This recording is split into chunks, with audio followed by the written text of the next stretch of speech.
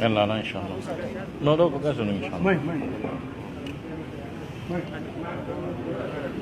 lawol kisal ƴet filmé nani filmé fof huɓɓine ɗon noon caméra o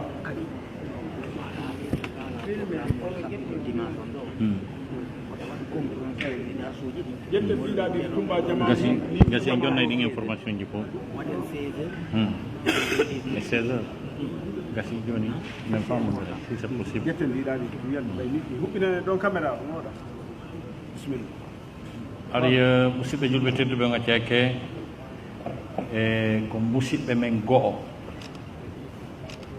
woni ko yiɗi yo wodu seeɗa ko ɓanginɗen yeeso oɗo jama fou fi o probléme mo Oustaz Taibou heɓuno honto fewndi ɓe landike ɗum plusieurs fois ko hunde nde mi yiɗa wolde fi mum sina ɗo harayno mi wolino espace mi wolino ɗum ɗo mi wolino ɗum ɗo nomi yiɗa wolde fi muɗum kono ɓe landike ɓe tiiɗinike fi muɗum moƴƴa ɓe yiɗi woodu ko ɓanginɗen fi muɗum ɓay haray oɗo jamaɗo foppo ino ɗo ino filmede kadi donc haray e ko ɗum ɗo wonde yewde seeɗa ko raɓɓiɗi e muɗum en ala juutinde par ce que yimɓe ɓuy depuis fewndo wanno ɓay fewndo fuɗɗi ari miɗo Europe yimɓe ɓuy en Oustaz onon kadi woode version mum o onon kadi woode wolama Facebook wolama espace wolama ɗum ɗa woode version mum o sali wolde e bus ha ari haqqille woɓɓe goo ko gonga hiɓe andi fi mum sa ɗum ɓe wolayno ha woɓɓe jiiɓi taw est ce que Oustaz Taibou artay taw ka artata ɗum fof wowlano e haray ko adi kon taw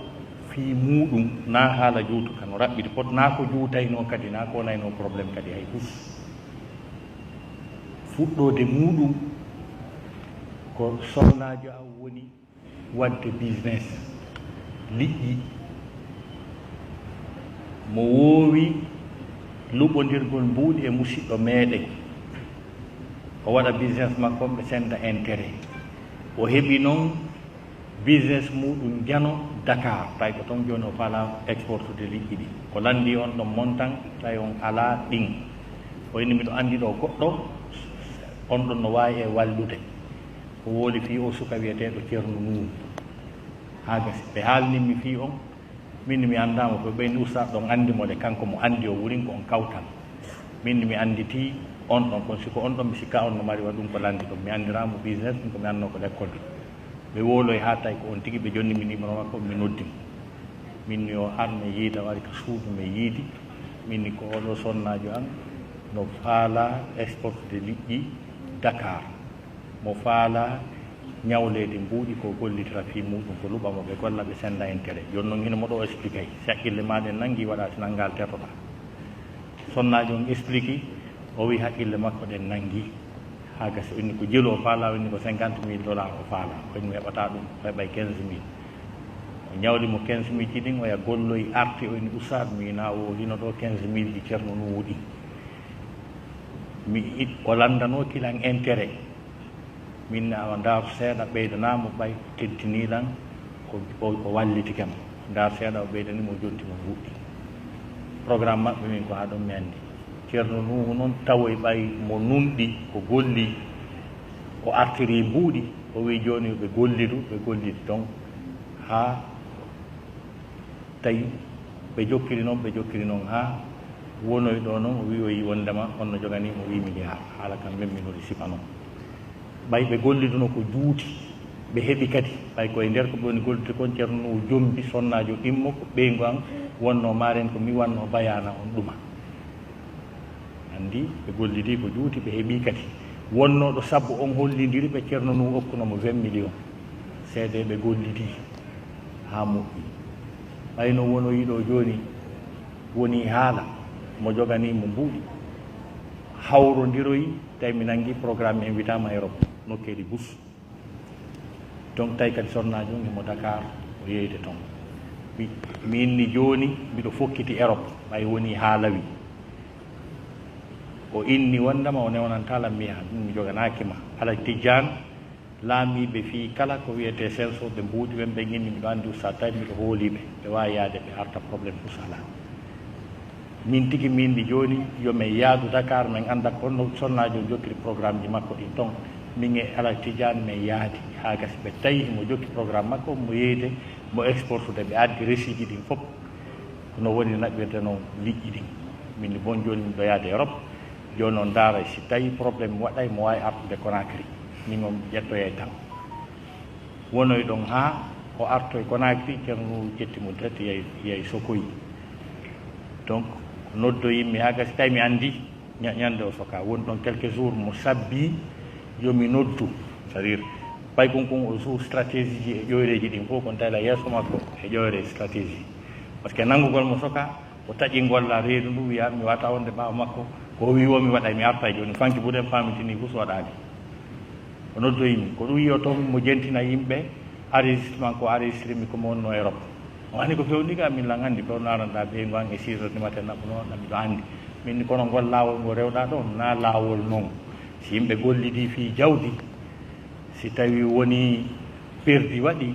ma mbuuɗi manki koyeɓe jooɗo ɓe yewta maɗum hay sa yahay ka justice harana sifano na pénal yahata yahay civil wona yewte ande ko honno woniri min ɗon mbuuɗi maɗi ɗi perday a jonnay kadi mbuuɗi pusto yalta kadi fuu fala fuu kañum kadi ɗum mi halannoon ko ɗum wonno jentina yimɓe o inni hay mbuuɗi ɓeddata min kala arde min kadi waɗalan toon donc koye nder ɗum mi arti sans probléme ha gasi mi yiidi mi haalano min hey kon mi annda ange o ko honno gollirɗo mi annda ange makko ko hombo jogani goɗɗo kono si tawi ko gonga mo joganima ɓay ko ɓeygu an no woodi ka rewte conseil mi haalanimo fiiɗi parcelle ji am fof a registre yo ɗuman ni mi yewti min haldi ko wonde tuma ko yaata mi hollamo kono noon daarete taw ande si tawi o ano joganimo si o joganakimo donc ñande min sakkiti yewtude ka Alaji Mamoudou Guissé mi yewti ha e 22 heures tawi ko ndeññande ɓimbine ñande lendi mi yaata mi hollamo ɗum on mais seedi ɗon o waɗade fi mum mi noddoymo ko téléphone o ƴettali mi anndi o ni ke goɗɗum noddi avocat mum ɗon jemma ɗon min fala mi yiidu koyni ni ɓimmini ma yiide mi yiidi minni maître o wina minni janngo naɓanka justice koyni i usa so yeehi toon tumɓe naɓoyawa maison central min na fus min na e fus par ce que mi dañƴinike suka on annike goɗɗum min immi min aroy ka justice mi yiiɗi e juge on mi yewti mi expliqué ko mi anndi konko tawi na ko woni ma ana min sokatamo aray signa ɗo ñan parɗe tati kala signa ɗo yaltugol amen imo arde tawi ko addimo ko yetagol mo mi ari o nanggan o naati ɓe yewta mi yalta mo nanggiram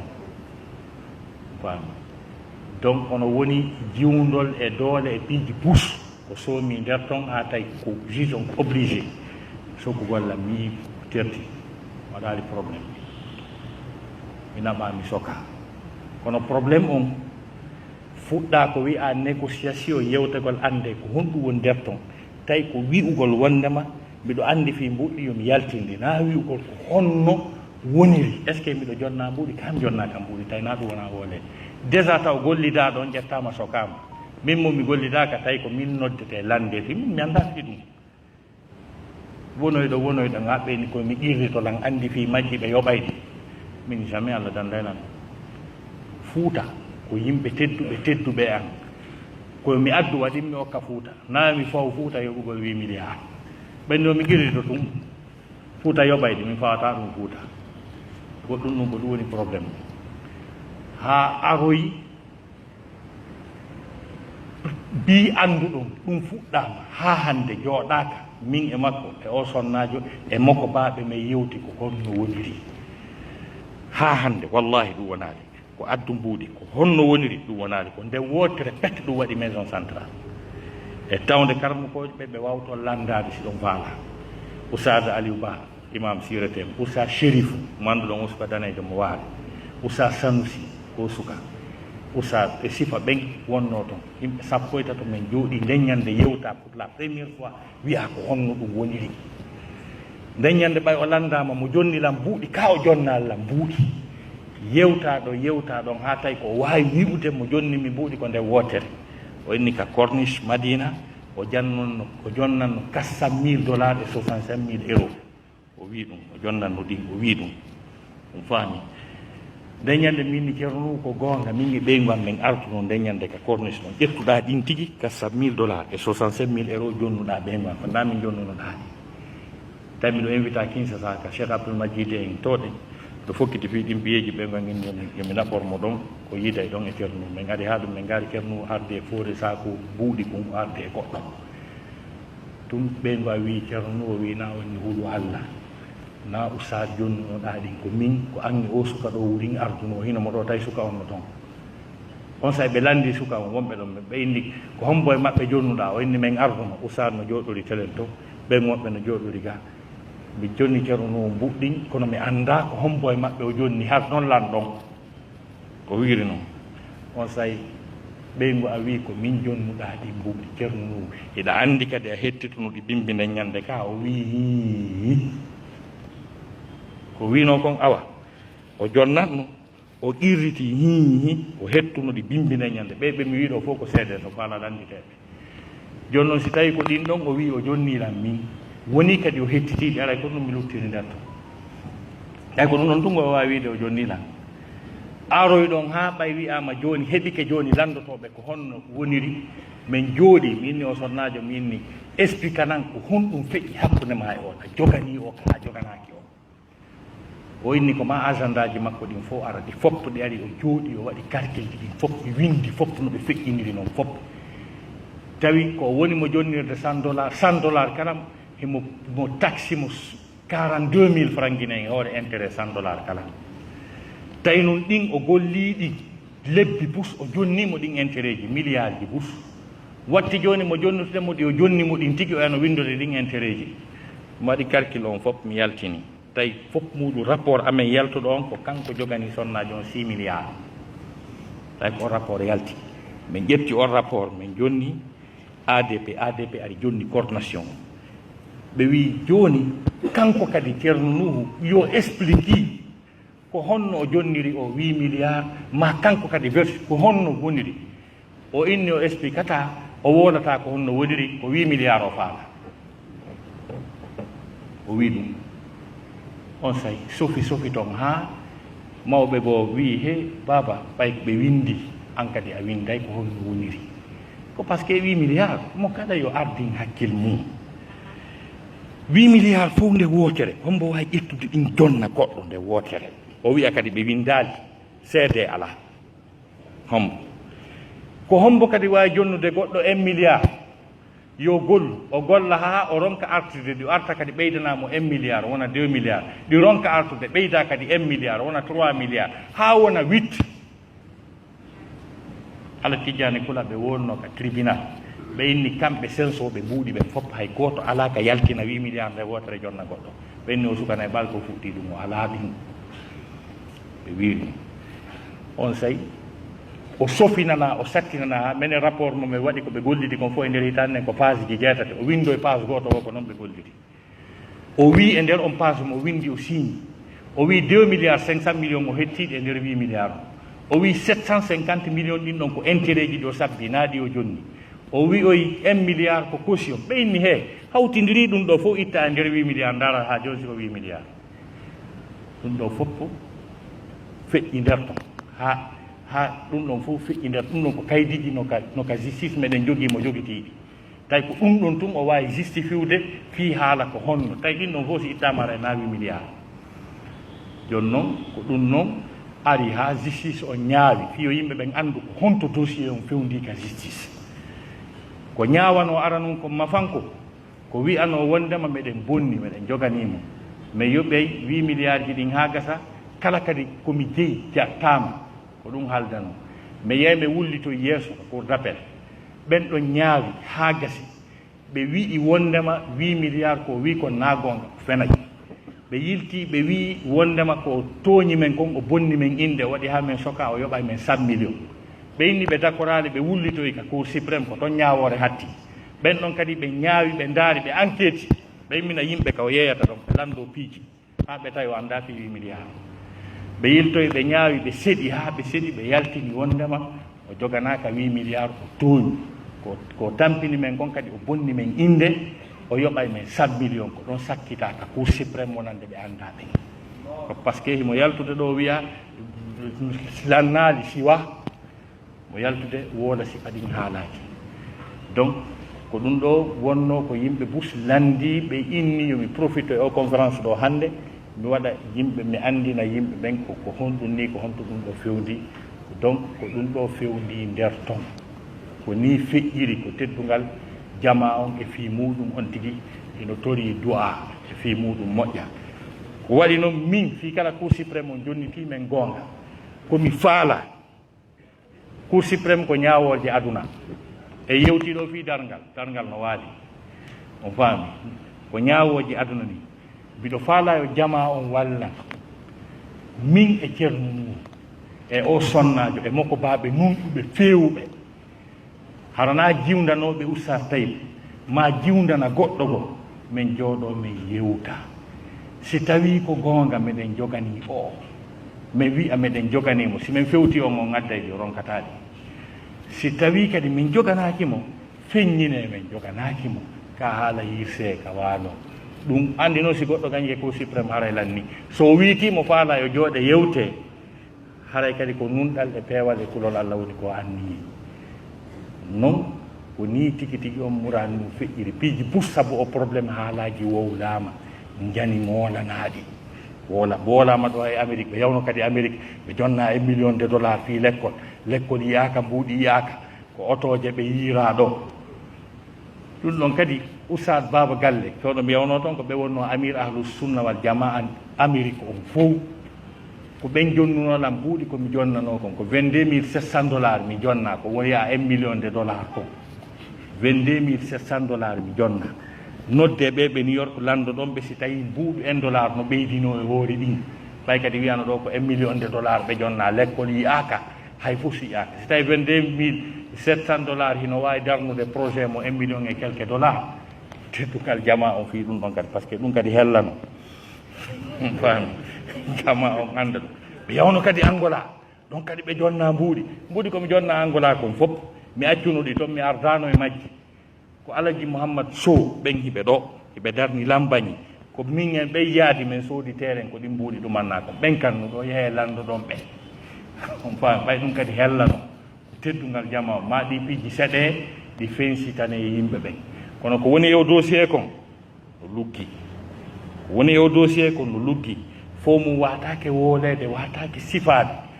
kono no hurɓini ko woni e nder makko kon kono ha hande mi ronku tawdo heɓude moko ba julɗo jaɓowo joɗɗingol men yewte hande ko ɗum feƴƴi ɗum ronka heɓaki par ce que ka wonɗo ni billahi wallahi neɗɗo men mo Allah yañani marɗo moyen o wi Oustaz Taib noddemo noddon ɓeygu mo noddon nunɗuɓe fewɓe aron ka an ɗo yewte si tawi ko gonga ɗon joganimo 8 milliards min tun mi yoɓay ɗi mi kafidataɗi e goɗɗo fiyol laaɓa wallahi kono ɓe jaɓali teddugal mum ɓe jaɓali wallahi ɓe jaɓali on faami wiiɗo yoɓay ɗi wonɗo ɗo kadi mo anduɗon wawɗo kadi ɗum par ce que mo mari on moyen on faami par ce que yimɓe arno fewno mi woni maison centrale ɓenni yoɓe yoɓude min ɗi yoɓatake ko tuma mi memi yaasi laaɓi poste o siɗi yoɓete ɗi yoɓe kono ko fenade ɗi exista ɗin ɗi ñawlaka ɗin yiyaka fewndo ɗo ko jokki ko wolugol ka Facebook wola ka radio ji wiya lannaali ko honɗum woni waɗande ɗum mo jogani yimɓe mbuuɗi ko ɓen o won ɗaynude ɓe o faalaka jonnitude mbuuɗi mum ɗin fiita ɓen hettu haqqe mum on ko ɗum o ƴettiri haala kan o naɓiri to fii wonu ha joni ɓen humo ɗon donc mo yeeti ɓella mari terendi yo jattata ɗin terenji kala mo ceerno Nuhu jogani ceerno mi ala tere mo ceerno Nuhu jattata par ce que mi andino ko ɗum ɓe visi ko ɗum ɓe huuli ɗum fewjananoma kon ɗum wasim fewjani ko par ce que ko jattugol ko 2015 o fuɗɗi kanko e ɓeygo yeeydugol business parcelle momi sakkiti soodude on ko 2012 mi sakkitimo sodde 2012 iwi 2012 mi sottali parcelle est ce que ɗin parcelle ji koye mbuuɗi maɓɓe ɗin jeeya si mi jooɗi ke mi ayni ha ɗin jattama haray ko haqqille mi waɗi ko ɗum asi mi fewjanino ɓe yimɓe ɓe tawata ɓe wondema non on andi yimɓe ɗiɗo no fota ter bulaw yaaka tewiɗo pasi jatti e tewiɗo pasi ñobbiniri juuɗen ha jatta ɓurana ko wi ko la taslamuna wala tuslamuna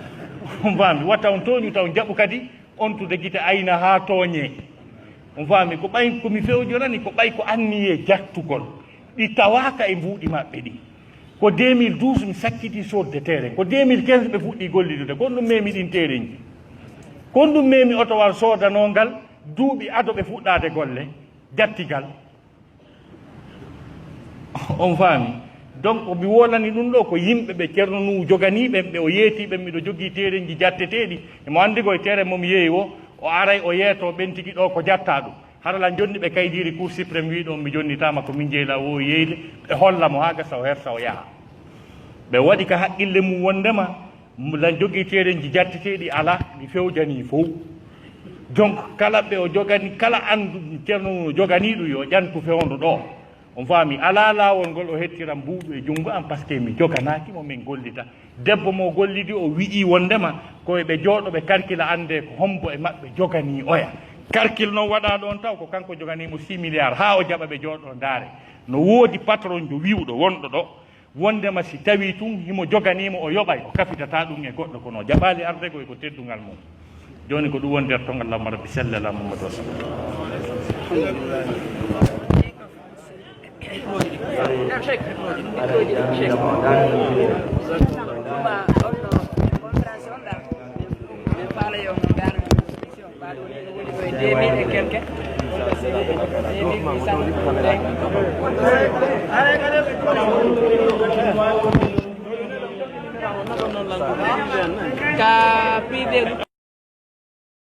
on Bachir batto ɗo ɓe yima Bachir mi yejjitani on lama e ɗugal goɗɗo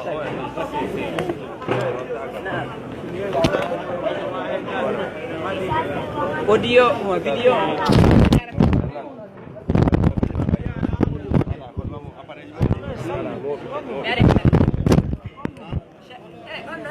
kubiɗo non non haray premier sappo jamma wattata illa sappo premier sappo ara kal ko watte ko sengani juuɗe gaji mi tori ko kala ɓuɗo feere sam fara fanda min fara nduɗan kono mi firande allahuma salli wa sallim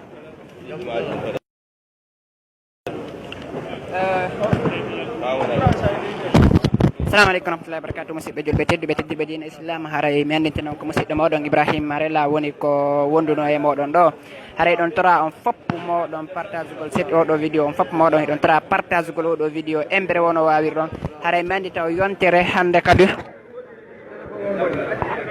mi anditino yontere hande ka inchallahu tabaraka wa taala haray ɗe wonɗo e maɓɓe no gasa à partir de 16 heures à partir de 16 heures heure Conakry ɗo yontere hande ɓe yewte yewtere moƴƴude kadi haray ɗon tora partage gol mo kala faalaɓe hendagol mo ka YouTube e ka Telegram e ka WhatsApp ɓe contacte ɗo numéro plus 224